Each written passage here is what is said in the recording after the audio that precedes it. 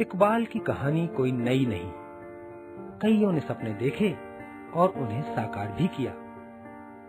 कहीं कोई कूड़े से कागज बीनता बीनता 50 ट्रकों का स्वामी बन बैठा, जिनमें हजारों किलो कूड़ा ढोया जाता। कहीं कोई सड़क की जलती बुझती रोशनी में पढ़ लिख कर इतना विद्वान हो गया कि पुस्तकों का रचनाकार हो गया। तो कोई एक सेब को पेड़ से गिरते देख गुरुत्वाकर्षण का नियम खोज महान वैज्ञानिक कहलाने लगा। हाँ, ये सब सपने देखते थे। और लोग भी सोते जागते अनेक स्वप्न देखते हैं, पर वे कभी पूरे नहीं होते। एक जमाना था जब सपनों का पूरा हो जाना किसी जादू के दीपक के हाथ आने के समान किसी किसी के भाग्य में ही लिखा था। 21वीं सदी आ गई है और यह लाई है एक सुखद सत्य अपने साथ।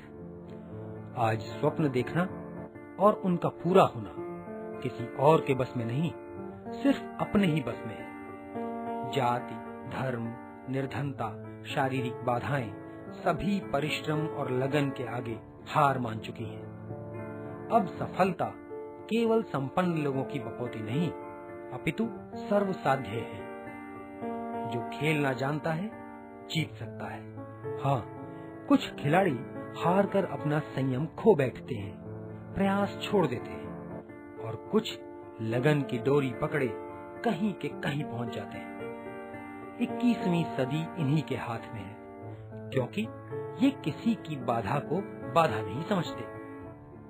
हमारी कहानी का नायक इकबाल बचपन से ही गूंगा बहरा है। भोला भाला, सरल स्वभाव का, सीधा साधा 18 वर्ष का नवयुवक है। छोटे से गांव में पिता की थोड़ी जमीन है, कुछ भैंसे हैं। इकबाल बड़ा हो रहा है, पर खेती बाड़ी के काम में पिता का हाथ बटाना उसके बस की बात नहीं।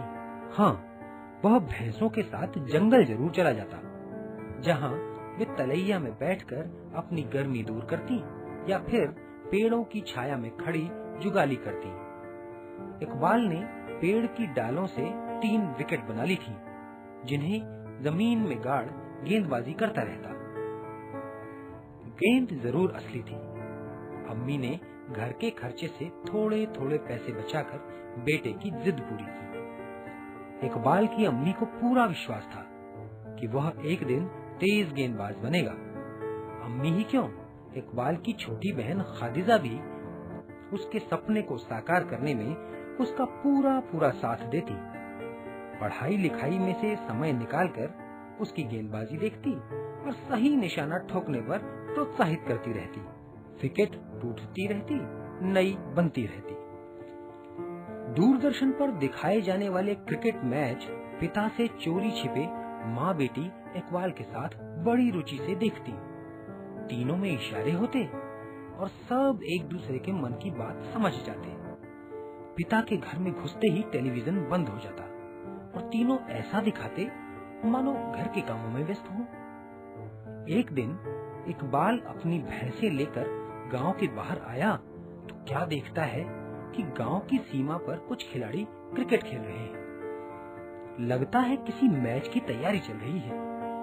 इकबाल ने अपनी भैंसे इस तरह पेड़ों से बांध दी कि झांक कर उन खिलाड़ियों का खेल देख सके। कोच उन्हें कुछ समझा रहे थे, पर इकबाल कुछ न समझ सका।